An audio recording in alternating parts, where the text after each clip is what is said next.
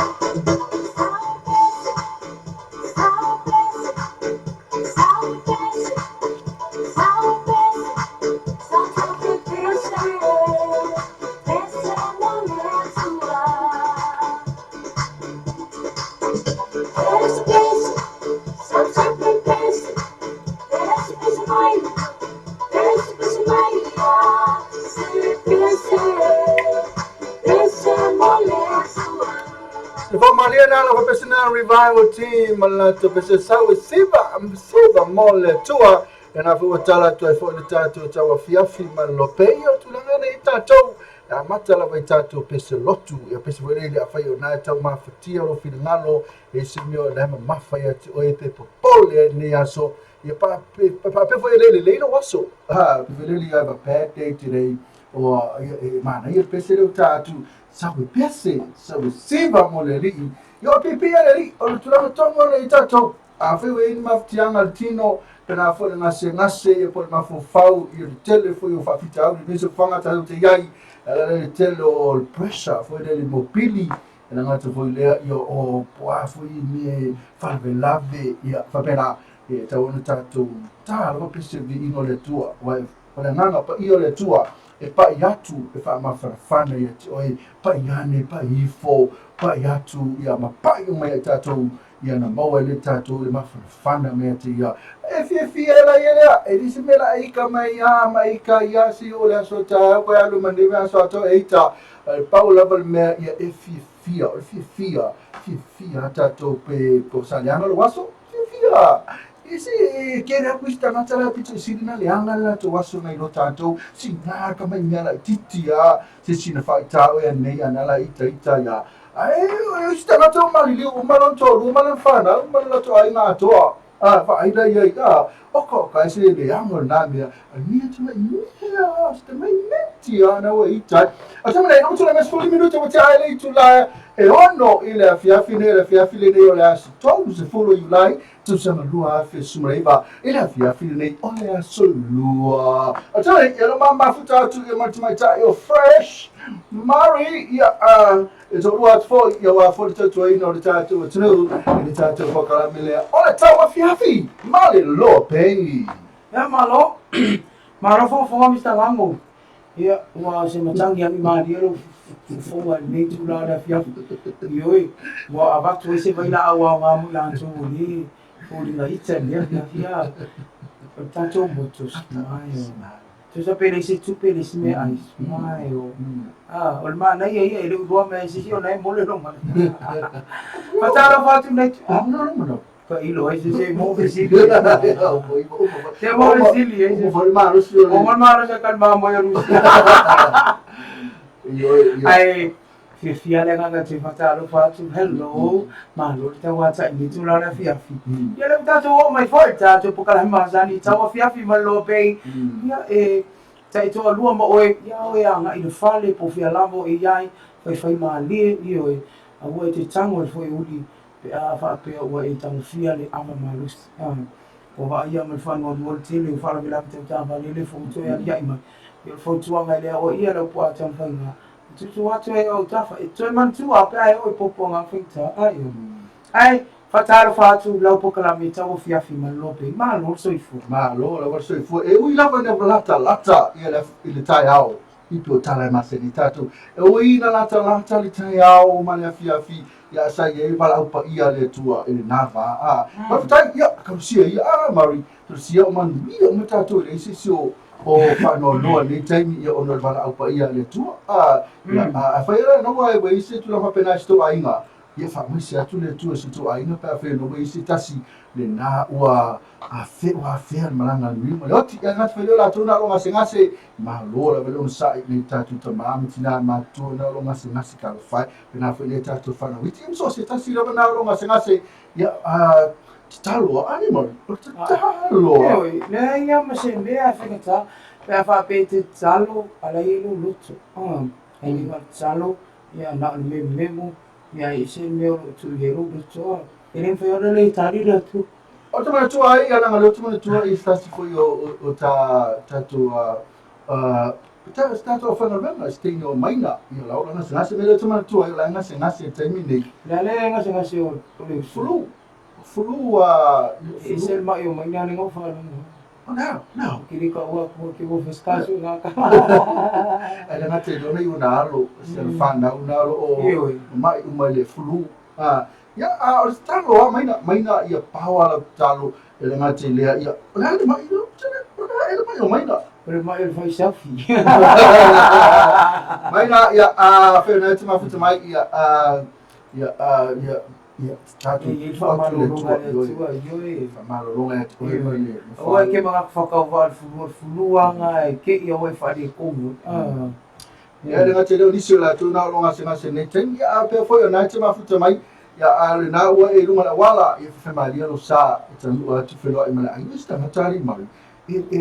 e kuai ana o ngā ruema whakukunga ka e whare na ale mua whaleli ai ona te mana vai isi le rasa la tu tamo mo e la tu ta vale oso ta vale la ko fale fia vai la tu ya mami matamati fia ai la tu ya teti matamati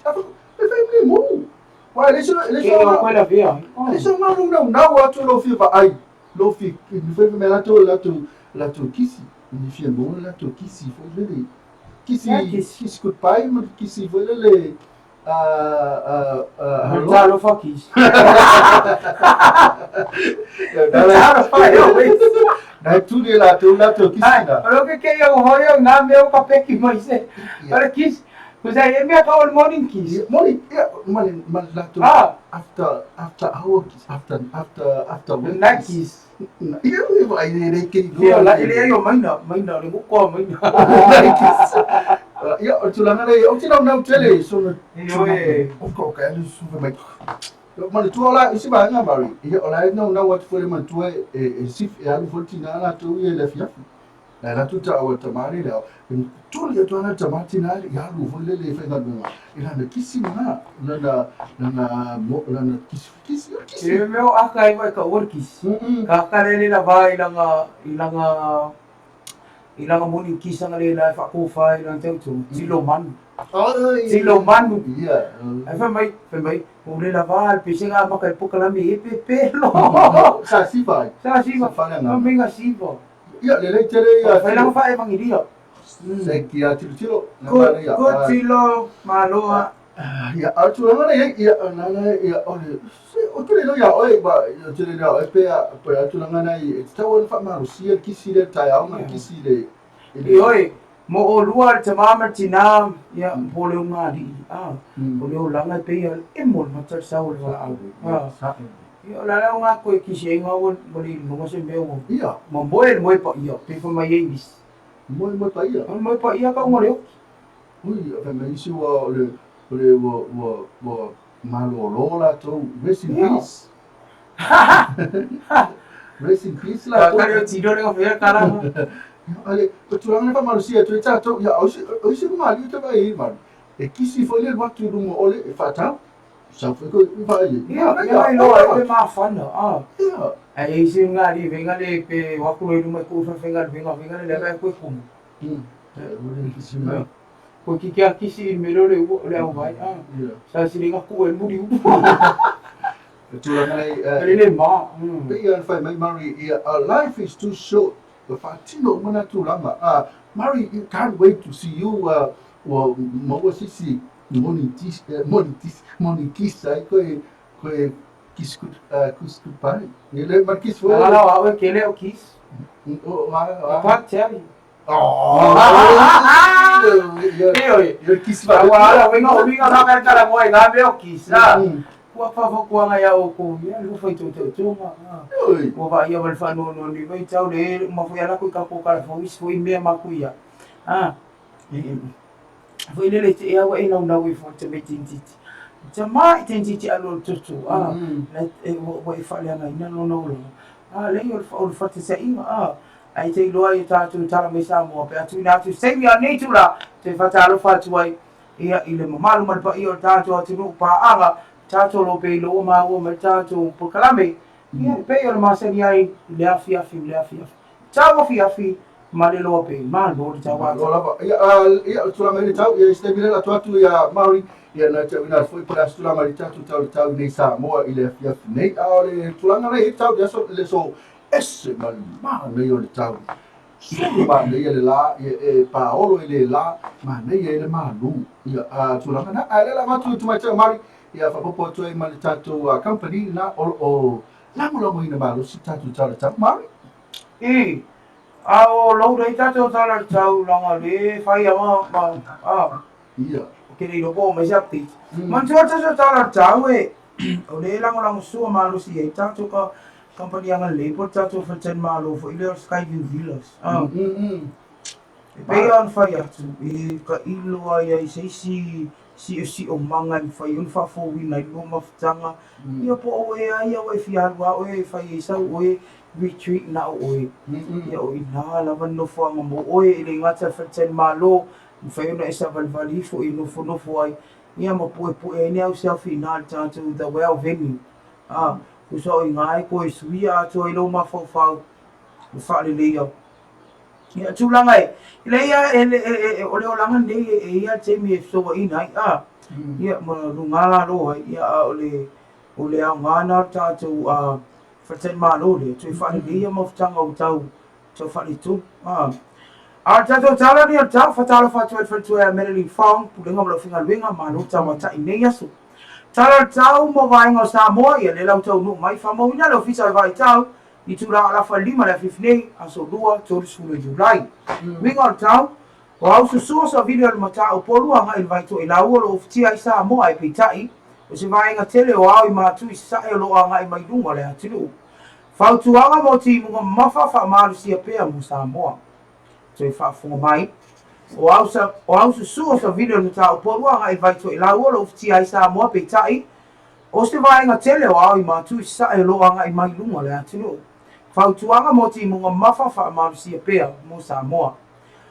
Mo o polu po nei matu I sifo falfa pia mnono e awa oa matimo le atap solo ai fa pea na William Faitili e mafa ai puu mai fa solo ina lelei winga tau I le po na nei. Se sa e sau te sifo ale pata sa fata si mule fanga fa pea na foi. Ia ma o le faisino fa le tonu mai o le mai ngol tau mo mo tele sa la faifa malu dua tuai. Ale afaitau tuai whapalang. For Savai District East to Northeast, Sale Longa to Sale Aula tonight. It's going to be cloudy with scattered showers and few thunderstorms, brief heavy falls. Situations easing later tonight. Yeah. And so as northwest from Avao, South Fale Alupo, cloudy with scattered showers and few thunderstorms, brief heavy falls. Situations easing later tonight. And it's the same as South, Palauli, Lata to Neyafu. Yeah, Olive, I ain't tatu tau, pay on lang malu si tatu company, por tatu fatan malu ang Lego Skyview Villas, in Natia Pata, asi ani ayel lato, pengat failangi por Facebook page, it's mala malama iso si awo nang tatu fatan malu. Yeah, I to modi nga fa tatu officer fa itau, yo nga wing fi ta fa pea, ina iya long puya lila tulu. Ia matangata uma olo mai mo mai ia I winga tau olo ia nei ia le sau fa malusia ti munga maf olo ia le fautuanga mo ti munga mafa ia fautuanga ia tatu pukalame bare tua fa abar o galo lo fa abalu ia olo o taiao male na nei taiao male al watu ai neva ia so le ia na ti na make so ye ke pio ke mava mo tua isto kimu le tuma tua isto ina na sa fa non talo talo to ina le tua kadiara kalo ko ino o ke ba ko e to talo ma baba ya o te le lopo le ale ya ke le ya ya o ma tua e tau na awoni tatu fie mo moi ma tatu talo e lo ma tua tu lo ma baba na a lo pasi mai we pasi la mala ke le fie moi o ma baba o familia le fia to ina querido e poi ma fatua le tau e si veo e se ale snisi ya me le tau mai inisi e fai o tala inisi ngara lo ke ma baba ora ifa mai o ya tu me salo me na te ma vai o lo fia mo ya o fia mo ya te lo fia mo ne re mo ya te lo ai tu ranga tatu tau ya ma le tatu companina le tu me ta ina o Melanie Nancy Fong e ko haro puro so le tangata so te mai ta ile fa ile somo so ma le tau ma fa we fai to ina pisinisi fa pia mi serve per fo fo e se vai o tu so le mele fai Melanie o le tam fai le ia a vakure romantic fo le I meu ngali fo ia o tu pa te sia se kala meta e kam fai le ia mo la o se aso fi se aso ma na ia e lema fai ona fangalo ina e la ua langa ia so uma wa e tau no fa me ponga sa fai na e lunga te wa ven so o ke o fo e pe te aso te fo ai lungo ko ki o fo e pe te ale o uma so e ta maua pe ta ngal fao ngai le apo le fa ai vai lo wofo lo fa kusanga ma tu la tu se I mai le fa e ai va ngao se Ya la. Lo vinga tu le tu la tau ngari fanga ko sa ki le fidi. Ai le tau man no e. Pe no hala ro. Na ngari ka ai ki a por mo fidi. Oi Mari ya wa to Paula vale wa o ele ya manisi fo na ro ma futa mai. It's tau la ona fai to waso ina do ba venu. Awo ni to musu le ila pe awo Ke musu la mo ru ngo ke di. ba fo ni to musu oi. Na ba ne nai to ro ya fu ya. Si ia kwa o si ia to o lunga. Si ia to o lunga la kamba. Pois man si mai lunga. Ma fa Ya ole tu langa nei ya mo le to fa fita tu mai ta manly. Ya tu sai foi malona. Ise kele o me ma fo fa wa ia ma creating. Sa ole no por asa o ya creating. Ya se mea ma na ia mo fai tu mo nisi tangata le o nanga e lo sa fai ese ma tu ata tu fa taxi ya o ko mais ka fa taxi e fa lo ai ese so it's la fa para unique. Something unique. Esse mai ale ia ma fa ya mo le tu fa malo i lo sunga meli Nancy Fong ia tu sai foi male Lango tatu le ngate le yo le o nanga na ia mo tatu tangata temene ia lo tu la me fa to no la tu la ono ia masala ta sta pesi ia na fo i mai lo ia fa mo tu le tatu company pesi sina ni sina ma fa mai fa mo tu tatu tala na ke o le fi mana o fo le o ni o isi ai fo le Ora o ia ko ma fai ma o ri tu tatu tala mai sa mo. Tala me se fa mo ma o ia mi musu te ne fa mo tala mo ia o ne la ne tu la ia se ali ki ma yo un ko fai kala mo makanga tu la ia se ali no mo fam sinonga ia i mori anga fai ai fai fa malo si ma se su tau sanga ia e fala o tele atu temi e fatu e tatu tala mai sa mo ne malisi au tala pe una ia foi risi ali foi ia risi awali o le tu ia le fase tanga pai vale ina sa le longo ia o le case lu asu ono ia le fo ka kala ngani la o le fo ama o mai si au ringa ia ma le tatu tala muri o le pale mia ia lan sa no anga o le fo se mala la ka pina tu ne mat tu le tau me temi tatu tala mi sa mo au te vesi tau ma fala ipu kofi ia ma ila pang ipu mai ia o ko Lela tatu le pese ya lela si va tu Mari ya fa ilo ya la si va tu le liga o le pese fe mai o le afi pese afi ya o le pese ya fe o la mo o la me tatu pese afi me o pere afi oi fe o lai ma wa tu pu le afi fe ya i para mo tu le ki o vai de algo la ya pese tonu ai mo to le 5 so romantic Pese afi lo fuori si desi. Yo tan celoso por todo lo que Dios me dio. A las mujeres de ellos, mira como yo le doy. La pongo así, le camino así, yo le bajo así, me la como así. Así. Ahora dale.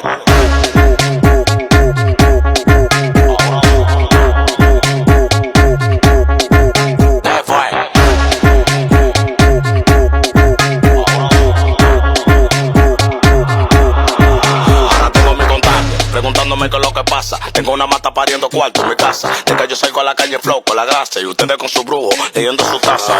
¿Qué es lo que tú dices, bellaca? Me gusta la colombiana así, de berraca. Que le den paca, tenemos la paca. Y como un pelotero, pum, te la saca. Ellos tan celosos por todo lo que Dios me dio.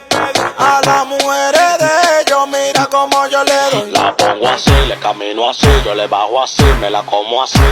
Así. Ahora dale.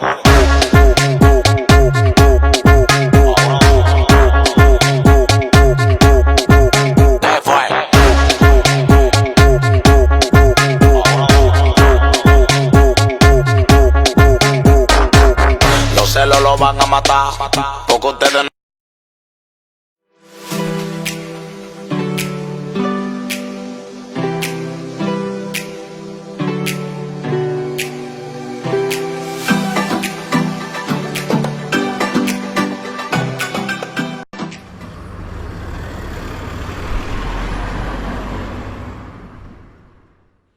Let's Marvin Gaye and get it on. You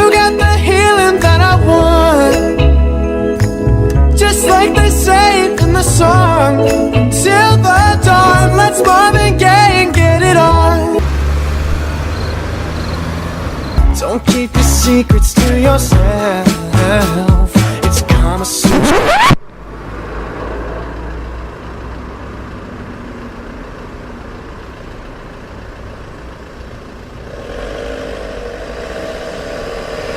Let's move and get it on.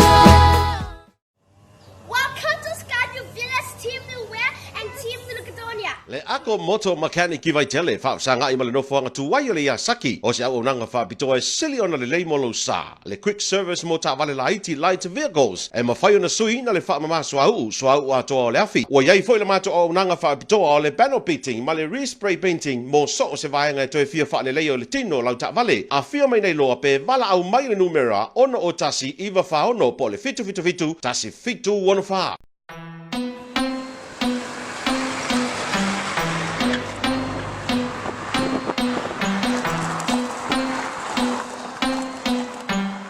Fresh boy on the beat.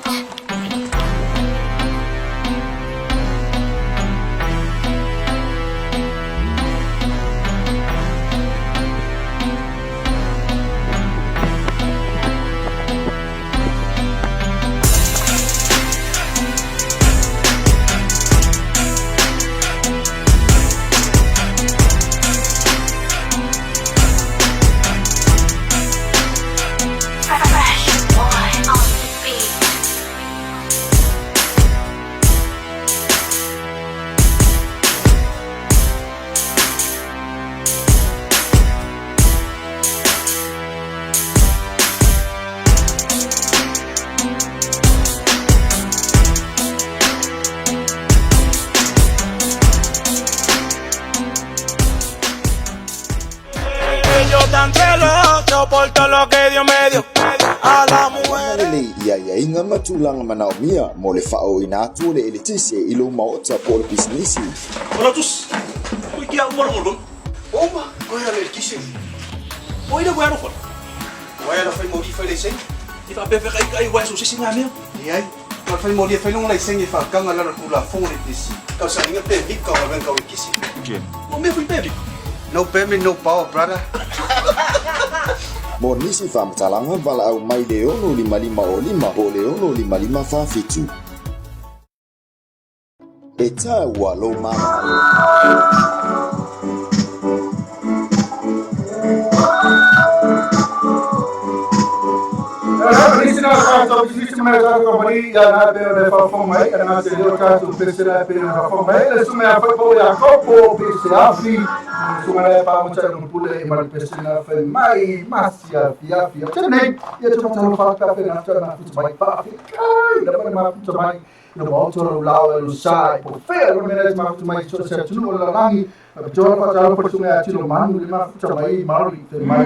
Ama na ia fautuanga whaangongoa loa pese masiva o ole loa i au siva whamei o ole la oi o ole la vai o siva i pese sa amata mai e pukalani ta rofa mo ua mafionga ia le moko e sa fore sitala tilo mai ioe au mai kako news ua whaakele ina le amio matanga ai ta ua le whae loa le atunu ulau tele thanks LOABAY whawhitai na vela sunga tilo ia atamene Mari ya la atu ya ina fa emo mai lau na tu na watu la vana tattoo company no mal screen na ye lato Facebook page ya mse la tattoo company na ya tau no fa le ainga na ngati lo fa tani ma lo ya o tattoo rento ya matele o si tattoo company na tattoo to venue ya pe ya la ala tu mata ya fresh mari ya na te fatalo fatu ne tattoo company mari ya fa tai mala no kaya fai atu ele vai titela nga fa tai na ia tato ko penim pisilisi wana le se no la to ni le fai un tato mo pel ni pukala ma to fie fa talo fa tele fie ma soe ako group pulenga ma finga venga sunga ya mawasa ma lorta wa tai nei aso ma vie fu fonga lo fianga yai ia ako group asiasi ani ai lanto penga fai langi ti mala malama i lanto o nanga ise ole ako chemical ako moro mechanic mani restaurant ma tato ulang au tu foi le o tato tala mai Samoa Fexco Samoa Limited ya la fionga mo pola no resu mo yo ya mal pulinga mo finga venga ya ma no tawa tai nei aso ya Olo yese whainga paanga le Fexco, mali tātou kia whela te rano, whatua ia Lucia Leota, ia olo sawa i whapea. Whapea e te taumawha i nā amatatua nei, te i o whaiunga te sema tausanga nei, whaiunga tausanga. A whapea te taumawha i nā kia whela te rano. O nā mai leo lau voucher whapea. A e anu rola e tala sau se eleni whele whale liu. E whai asina maua lunga le reite te maua ina i le Fexco po le Western Union. E anu e whale liu ma ave i lau voucher le mai o le kia whela te rano. Tu sala whai ngā pāanga e te tau mawhai mea ai soifua malolo ina o le kia whela te rano. A mai e lau voucher e alako. Ma kua e fia ia i o le Fexco. O na o te lea i o lau se lini ala le lako currency. Number 1 currency. Ia na te whawhiawhia ia te oi te miuma. Ia o tātou whaptua la nā pol whainga paanga na ia i le vāo le tātou Fexco mali kia whela te rano. Whataro whatua ia i pulenga o company e lua. Ia maa lor tawa tai ma langa i mele wala wale malu o le tātou o tulu. MS Rental le sunga e alo vāo pulenga mla whinga luenga manui a nea whiawhi i fōwhanga lo whinga iai asi ane iai. Ia le lato Facebook pages e mai moai fo i lato o nanga i ngā te whaleinga a tā vale tongi so semi. Pa pēnā ma le Wilex, ma lo lava tawa ta i nea so Nathan, e meisi o le awhionga i sanga loa ma le whatua i a Carol. Ulenga ma le whinga luenga ma lo ngā lulue ma lo le whatua toa. E ala tele o tātou o loa na e meisi lava le lato kokolo product o tele in fia to tele. Asi ane lato Facebook page te malama i o loa le Wilex. SAP simply the best. Ele to whaino to tua SAP. Ma lo lava to tua tunu. Va aide lato whapitoa na uwhanga solo mo le tama. So se la lai te mauai. Ia whamtalanga. Ia moise o loa ia mosa me alo whamutama. Ia asi ane le SAP. Le ala i tanga moa sufali. Pulenga mo le whinga le motonga complex. Ma loleng tawa ta ini tu la le afiafi. Ia tatu no na lavolo ngā lulue ia tātou vai ngawhaitai mā lo ta avale tongi ia e meso tātou Shang Kitchen i mā lo whenga soloai. Ia ma le tātou i tua mea whale asi ani ai motonga complex. Pe te anga i le lato Facebook page e te malama i le lato wafu i tautua i le atunu. Pulenga tangata whama i mo mai whafo. Ia whatalo whatua i le whionga ia whamtua inu. Pulenga mla whinga ia ma loa soifua ma lo langi mani tu la le fia nawa mai a foi tu fai o ngal winga sa fia ngai ai ia au lo ai al tele o to pokala fala wi lo wa lava le mau sa mo la le ia la o to moto le ia mani ngal winga ia o le vai aso Skyview Villas pe ona avatu se mi sola tu fatalo fatu ia Marilyn Fong pulenga mla winga ma lo ngal due Fala poktonga malu si anga tau tise o le tanga le atunu e ala le tise malo le ngalu lue le fionga le ofisili ia sila tolo ngata ia e maise o le pulenga atom le finga malo ngalu lue ia awala le tau tu ino le atunu le fanga loina ia le fale ofu mata o file Pivas Boutique i nai to afu ofu ai maise o tau fusi ia le lato penga fai langi asi ane iai me fai tele o sila fia mai nga tonu ale nai ele inta island vai te mi al company vale le inta island na wai fale ofu mata o fie fatalo fatu ad fatu e Maria ia maise o finga au su i lau fu fia la le ia e fai una su so string ala e mo oe malo bainga asi ane iai ile lato Facebook page lo ia telefoni va pena ma email ia o tato company na business e pe on tau fai fu fonga ina tu ne afiafi wa lava ia lau fa funga anga le atu pele ia inisio vai nga tau le sifia ia au te lo o le alu sina ta pese pupua ia foi mai lo tato tala mai sa bolo tali mai ia to tele ia tato pa anga Te leo te tata pese lea ia e toe loe fo nisi vai ngale mafuta mai o tui lima valu fai mai ta lofa ma lor se fua ia te olua fionga ia le ngala fai mai fia la ia wa se tali nguli ngoa lo si fonga love fe le ma nei comment ia le sunga le ia tui lima valu top se fia tangata le tui lima valu kele ma fuka mai tui lima valu pe ia tui lima valu kele nga chapo mai wa tali nguli ngoa lo si fonga love to po oi fai mai ai lai dua love Lala o oilena le sa tau tala ni. Lala sa o la tala le meselia. O te mina la te faia la fa tala foi company from law. Oh, think I do in babalu. Palo tui. La te mina ya ta sta peselia foi mai e favo ma lo tato news e foi mai na tu me ta yo fresh Maori. O te mina you can work with casta to pesele mine visit le ai no visit e pese mana le ka le pese stand mai anga fisu oi e se fa tunga le ai se mia a lo fa la fa pese ole ngaruia ole fa lo fa pe na so ole o ine ngo tu lo fa e se su atu la e mosu tele so se me o te mai le pole fai no moi e pole fe ku mai ka wele ri la stele ma pe no le mo fai no fai fa tino se me na mana o me se su lo fa le la foka mo le ngol pese e le fa mo le ngol pese na mana mai ya me e matua tino ala se ki le afi pole so le me va pe ia mai o pungal pese tu lo fa ina sa ia le la ka ko su ma so e ama fa ma o ni a tu alofa a o ke un ka tu alofa fe o e si ka o kula su mai pe mo spese tu alofa sau mali o lo tama tu alofa song ia lele ta mai e te alofa e pe ka o ile pisi ya ka ia nga ta o fa mali ile lo sino o lo fa saka sinori e o tu alofa le pese mai tu alofa pese ia le la ka ko tal pese mali lo tama e pole pese le ta o mai te alofa ia ta mai te alofa wa ninga kala ngoi de alofa le o tu ranga ia o di ma fai mo po malo la tani le po ia o mafo fau le lia o le pese na mana o mai le sumana atele ka ko wala ka pese o mai loa o mai tu alofa o mai ona ke me pese ka ao va ia o la ke me pese ai le wo moi na mo tupu fe ka lo fai se va ia ele se leo tanto pese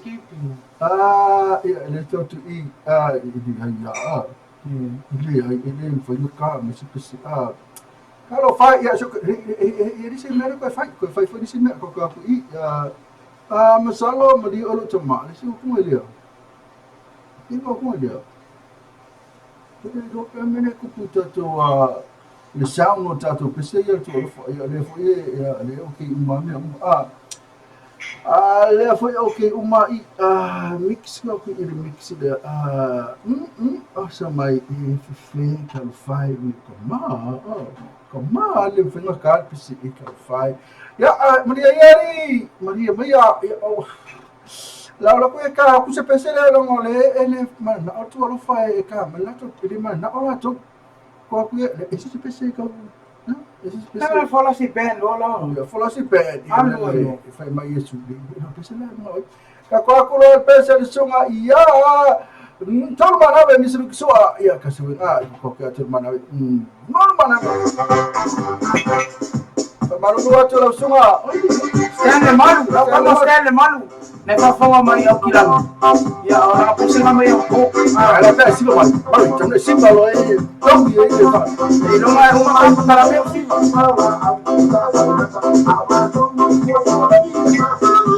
Kau malam tu. Cie tu.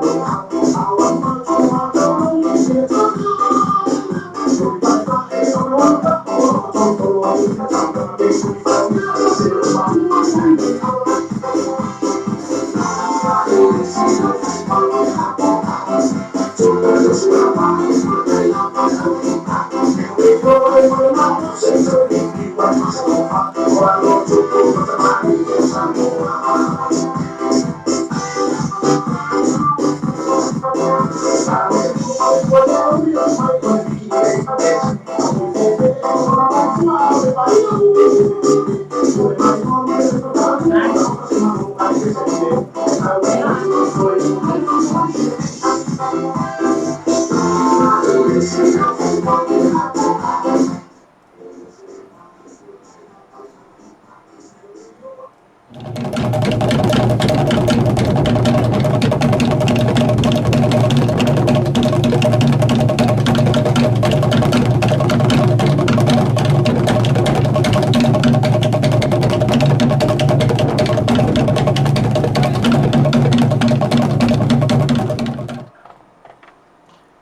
you lava te whatalo whātu I le whawhunga si tātou atunu e mese ona I tātou pānga whawhonga ia I le netu lao tātou pukalame TAUAFIAFI ma LOABAY e se mea whawhonga so poponga ne tātou tā mai sā moa pe lang marusi e tātou company ang le le aku group. E tō wāte tātou tala o le tae au nei nā le anu tūla e luma whamsino mawalunga se a rie suafa ia ni usila uti silva e tani mori anga le whai o le whainga ai whai whamarosi I se tēnei titi e nā skulu o tau sanga matua ma o le tēnei titi o lona lava tau songa o le nemi tā au na whamaina I luma la na whionga le whamsino mawalunga ia le a tau le Sarah Clark le ana tūla e mo le I o lo mori ia le tawai taino e a le o tati mo le vai Pei tāke whaaria tima I luma le whamsino le a whaase ese mana te le toi tūla e mo le sunga I New Zealand O le ea whakiri e a whionga e a tau sa I New Zealand pe manau se lo ia te tongi le māloa o a leo taria la talasanga mo se lo ia te tongi le māloa po le liko e tūlaki mo ia pe tae e saunoa le ki leo lo moria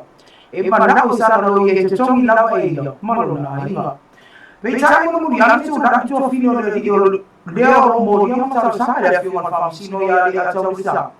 Be whaamata e whaina toi whae au ina mana o le New Zealand ai whaia se loia. E te tongi le mālo pe tai na saunoa le ka tau le sae e se swinga e whaina toi whaia o leo mai o na whaadia le mana o le li o lo mori e ni tā uku. O toi whapoa e le tā uku mo le aso sfura na masina le masina fō e tūna toi se teimi sa ili ai e New Zealand se loia e tūlai mo le na tā uku mai te tongi lava e ia mo lo na inga. O le le whakawera pe wharia e tusa whamamonga le tua le leo ne tāwa ai na whaia I le li lea ni whainga ai whai whamarosi I lona teitene I le teimi lea na o sutasi tausanga o vai ia po le tausanga fōi na tūlai mai ai le whakalame. O se tā upu I se whakalame tūlai mai sa le lolo I se whai tausanga tarua I ni whatua tōra wā huina tea o ni ngai mo le whamsino maua E pēra whatua maua mai e nisi o li tarawolo tua ia I le maniwa I se li e rusu tasa I sa le lolonga tausanga I rua afis wono. O nei a li e awhi aini I sani e wili whatau I to e lau mafua langa le masani le o moria mai moria o le whasio tangata pai palea. Ai wha I tua le leo le moria o le whasio tangata wha moi na e peo nei ai mua. O lotu lai mo ni sani tu mai tailo e a Diana Amperosa Le ana tu ina tu ai luma whamsino ai na whionga whamsino ia le a taua Darrow le a taua le sa Darrow Clark le sari ioe ni sari e tusan morianga o moria o ia o isari e tu alua ia whatau I fualanga o lo tu lai ai tima le vaima Alex Tua le o mai onu tu ina tu a tani te te e le nei morianga e a te taua la tu I o lalo ia o le aso lima o kuso le ufufo ina tu ina tu ai ta po whatau I fualanga e toi fonga ina I le whamsino o se aso e a mataria I loina po le hearing o mata upu whakasanga ia ina o nei. Ai o tau lea ia nisani le o tu inatu le aso rusu lua masino o kuso le lauina le whakasalanga whamasino o moia I le mori anga whasio tangata pai valea. Lea ua ia I o ina. O fualanga lo ta I tua I nisi o tutunga ai o whakatau I nisani le o lo ta fia pere whakataria I aso e pe o mtaua e toi fufonga ina ai ala o mta upu. Tala muri wa yel fo al malo mo le ai luma e ono fai se malai la kapi fa pitoa a wata alo fa va malo mo ta alo la kapi e fa tino ai I tona mato I le pokala masani al LOABAY mal pal via le fia fine ina tu ina to se fisili e ala fa se ani se o to mal pal pala al malai ta alo I le apia pa le ala fa so tai al ta alo mai le va mal sa mo mato mal fa ingal vai aso se fa tu nei ai na sa no le afio ngale li pal mia Na ta'alo o malama awe lua, e le whapea ta'alo tonga, ai shine le manu Samoa. Na ia whaalia o leo mai on whautua ina le Partia New Zealand ia Jacinda Ardern e tusa of sosoani tau se lengi, leo fuafua, e whaatino ai le nei malai ta'alo whapitoa po le stadium, I le tātou no fuanga au tua ta'alonga, I tuana mato. E pe on sila fia alfa ingal vaso le ana malolo ai na malolo ile awari kalitahi mai tonga ile manu sa moi ai rusu lima sufitu ma o le usa uni atu nei mam sa moi lan ta longa le malosi America ile fa ingal vaso nei I fiti o le tabi sangale ne Pacific Nations Cup o lo umfai una Hawaii ai awe pe tonga fiti o Samoa America Japani male awaka nata o so poponga na tātou tala mi Samoa ia awa lava lau whaafunga anga ia inisi o vainga o loo tutupu tono sia tātou atunu pe on whaatu se me sola e leo whaititia ia soli ngā tula fono mata ngā e pe o nā whia ina I whanau teina na aite pe o na ia tātou tala na tui nātu ia tau lea na ia New Zealand lea loo whataria nei pe nati te ena no morianga pe o le a ia I o ina ia manisi lau o tala pe tui nātu e ai ma le whailo inga ma le sunga le na whionga le pāri mea la whiawhinei nisi o nam tā upu na latu tātou live whapitoa ia marunga tātou YouTube ia e te mai moa ni ai tātou I tū lau na LOABAY Samoa ia o se o tō tonga na o tātou tala mi Samoa e peo na ia ne whiawhi lango lango ina malo se tātou company anga le ako group Malo fonga ia mari ia salo ia sai tu atu stato pese ia wino fenisa tato kabali a mese la vole tato arco group ia me la telefoni mai fo la tu express ia se ia manolo se fecino como stene ia no fecilia tu ila ia tu tata no ati de fo la ia e pe la ia tato news se me le ko stato pese me le suele ia kamolo vai matangi official o maliu se mai tau le a me o le tau le a la usu fe ma lo foi tau le uma ena la usu le tai au e ko le la ngala pia le discovery ala mena discovery se mai o tulisi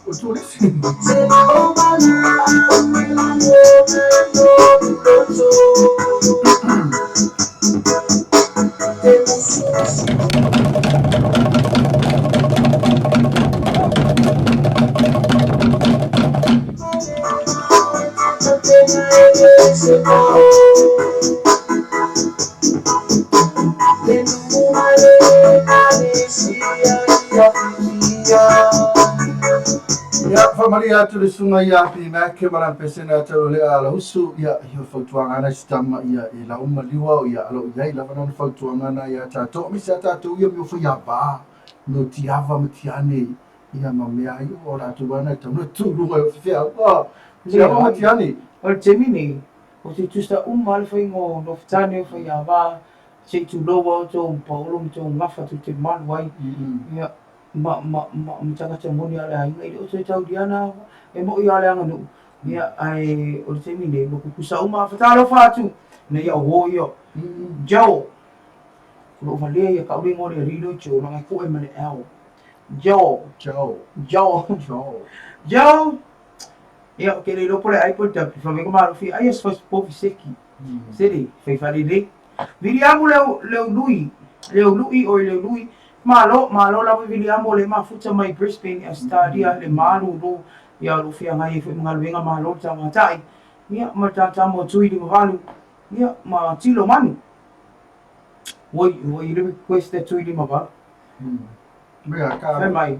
ka me la request la fa mo le o to umai o sang pai bine ul woi o fi pesen mako a fio anga malu siopi bine ula se masu e mai lo tui di malu o lo tato Facebook ia me sa lo to fai te tato lo telefon ia ai suma le fai ia ala sulu marke fom I ala ka ia le o to bine ula ia ai la tau ta news ia pe na fomaina ale news mo o le lile ia e ainga le mas tintiti le o la kuna ainga cousin fe ka fai ia ai ma tu le titi o le wala no le ta o ngi ke mo puia o ni se tanga te fape vai America I ka o le ngole o le mo mana tua foi so nga tu la fono fape le au ma tu la fono o le wala ki o lo fantu ma fa tanga nga ta o le ngole I lo mi usila ai o tu la fono la vai pe na ia e ana ona popo e ta o fi e fa ilo ona pui nga ste titi le na fia tu san fa tino so nga tu la fono tu sanga le fa tu asutas le os fulu go tu sanga le titi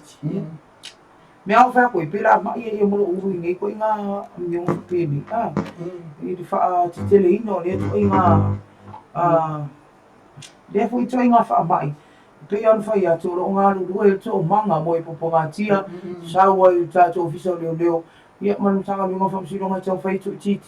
ia le fa ia to ia ke mi nga ke o so ia nga loma e oso fulu kas fulu lom ka o pu kongol masinga kas o se tu lang e fa no ai fa no sei ia fili songa so uma afena te ma fa mai ia au ni fa ia na tu lang a me le ia